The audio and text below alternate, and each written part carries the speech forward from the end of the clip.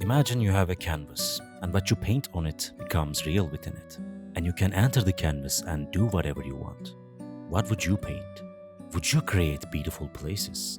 Would you build your dream locations, cities, like Paris maybe, a recreation of Paris, so you can enter and explore it whenever you want? Would you set different laws of physics? What about different creatures? Would you create beings of your own design? Funny, entertaining, but also absurdly silly creatures? Or giants made of stone that can transform into a ball and bounce? Or would you push the limits of your imagination and create creatures so unique and unheard of that they look like they leapt straight out of a fairy tale? What about people? The people you paint will become real within the canvas. What kind of characters would you create? Would you craft the perfect person in your mind? Or maybe paint someone from the real world? For example, someone famous you wish to meet. Or someone you know personally. Perhaps someone you love. Someone you've lost in the real world. Would you paint them too?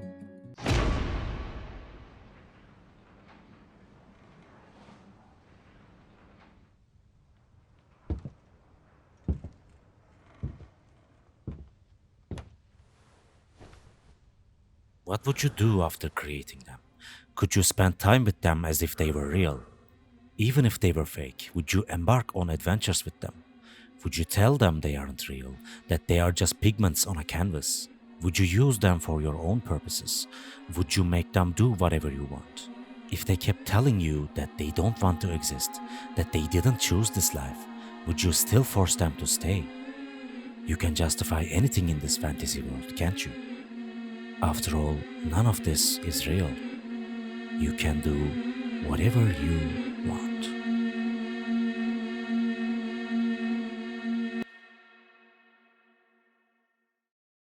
But then another question emerges. If all these places, creatures, and people aren't real, then what does it matter? Look, my father is someone completely detached from fiction. Movies, games, books, anything. One day I asked him if we could watch a movie together. He told me he doesn't watch movies. When I asked him why, he said, "What's the point? Why should I spend my time on something that isn't real?" At that time, I realized there was a massive gap between us, one that could never be crossed. Because the very thing my father rejects is one of the fundamental reasons for my existence. Exploring worlds crafted from human imagination is perhaps the thing that brings me the greatest joy. It's my primary means of self-fulfillment. Experiencing fiction takes me away from the real world. It feels like stepping into someone else's dream. I explore that world. I share in the creator's vision. I care about the events unfolding there.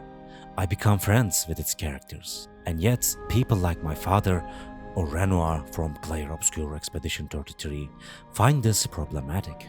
It's not just because they find it meaningless, but because they believe these fabricated stories actually harm us, that they sever our ties to reality, trapping us in a dreamlike prison, that we are missing out on the real world.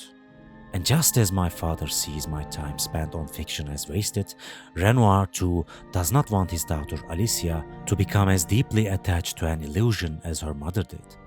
And to be fair, he's not wrong, because people can actually lose themselves in this fake world. There's a concept called suspension of disbelief.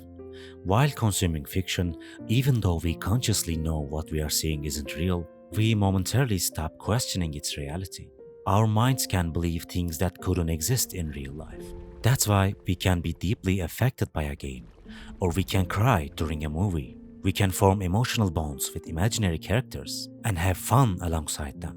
Even if these things are fictional, the emotions we feel while experiencing them are not. The tears we shed are because we are genuinely sad. The happiness we feel is because we are truly happy. So, even though these creations are pure imagination, the emotions they evoke in us are real. Experiences we have, the feelings we go through, become our genuine memories. But none of this means we start accepting these works as reality. Because when the film ends or we reach the conclusion of a game, we remember that we are back in the real world. We recognize that all these forms of media are ultimately consumable entertainment. No matter how immersed we get, we cannot stay in a game indefinitely. We must eat, for example. We must go to the bathroom, sleep, go to work, talk to our families, our friends. Even if we suspend our disbelief during gameplay, once the computer shuts down, we return to reality and we remember our responsibilities. That's why I don't think escapism through these kinds of fiction is inherently harmful. Now let's return to Maelle. But to understand her better, I'll need to summarize some of the game's story. Major spoilers ahead. Alicia and her family are painters, magical artists who create worlds within mystical canvases. After her brother Verso dies, saving her from a fire, leaving Alicia scarred and mute, their grieving mother Aline enters Verso's canvas, a realm called Lumière, populated by painted echoes of the family, including a painted copy of her son, Verso. But she spends too much time in there and becomes too attached to the painted world. As their father Renoir desperately tries to purge the canvas's oldest creations to help Aline move on, Alicia's elder sister Claire urges her to enter and shatter the stagnant world. Alicia enters the canvas to join her father's mission to free her mother. But because of her mother's trauma, she loses her memories and is reborn within the canvas as Maelle. And she lives there for 16 years. I know this is getting complicated, so I'm gonna keep this short. After a series of intricate events, Maelle dies. Her death triggers Alicia's lost memories. Now remembering everything, Alicia, just like her mother, refuses to leave the canvas. She convinces her father, Renoir, that she just wants to spend a little more time in Lumière, promising not to lose herself like her mother did. But the truth is, the illusion has already blinded her. Painted Verso, realizing this, decides to erase the entire canvas and its inhabitants, including himself, for the sake of his real family. Alicia, however, resists. While Verso is willing to sacrifice the illusion for reality, Alicia is ready to sacrifice reality for the illusion. At the game's climax, we must choose the canvas's fate. We can play as Verso and erase the painted world, freeing the family from their obsession. Or we can play as Maelle and choose the illusion, the painted world and its painted characters over reality. Which would you choose? It's an easy question, Lemmy. Of course I would choose reality, you might say. But for Maelle, it's not so simple. She spent 16 years believing everything in this canvas was real. Even if she knows it's fake now, I understand why she doesn't want to leave. This isn't like us getting attached to a game or something. It's so much deeper. But still, I can hear you saying none of the people in the canvas are real. Erasing them doesn't matter. Maelle is mistaken. Verso is clearly right. And I agree. I really think Verso is right. And yet I chose Maelle.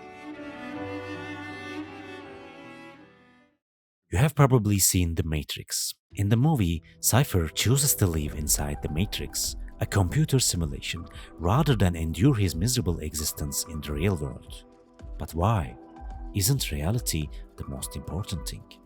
This philosophical divide stems from the idea that what matters is not objective reality, but rather our reality. If something feels real to you, does it truly matter whether it's real or not? Cypher chooses the digital illusion because it offers him happiness that he cannot find in the real world. And Maelle makes the same choice. But can they be right? Is this truly possible? Can they genuinely find happiness in these fake worlds? Or are they just deceiving themselves? And what about me? Am I deceiving myself too? I think Maelle's ending was the best ending. Not the good ending, but the best ending. I didn't choose Maelle because I thought she was right. Verso was obviously right. Erasing the canvas would have freed the real family from their obsession. But I still chose Maelle. Because I'm selfish, okay? Because like Maelle, I love this imaginary world and its painted characters. And I didn't want them to disappear. So what if I deceived myself for a little longer? It's not the end of the world. That's what Maelle said too, didn't she? She hadn't spent too much time on the canvas yet. She wasn't completely lost in it. And I wouldn't get lost in it either, guys. Don't worry. Don't worry, I know. I know that it's just a game. I'll be alright. Okay, not that deep. I'm just kidding. Like I said before, we can immerse ourselves in games to a certain extent, but we can never truly become like Maelle. That's just not possible. But still, a game making me think like this, making me draw these parallels, is genuinely impressive. Clair Obscur Expedition 33 is an incredible game, and I loved every second of it. What I experienced there will stay with me. And actually, in a way, this game is someone else's painting too. Its environments were designed, its models were crafted, its story was written, its characters drawn, animated, brought to life. The bosses were created, the dialogues were written, the music was composed. Real people from the real world built this fictional world and its fictional characters. What they painted became real in a way. And we experienced their painting by playing the game. And that, to me, feels poetic. These worlds may be fake, but the time we spent in them isn't. These stories may be illusions, but they give us real emotions. And all these imaginary works, they help us survive the real world. And that's why sometimes the fake can feel more real. Imagine you have a canvas, and what you paint on it becomes real. What would you paint?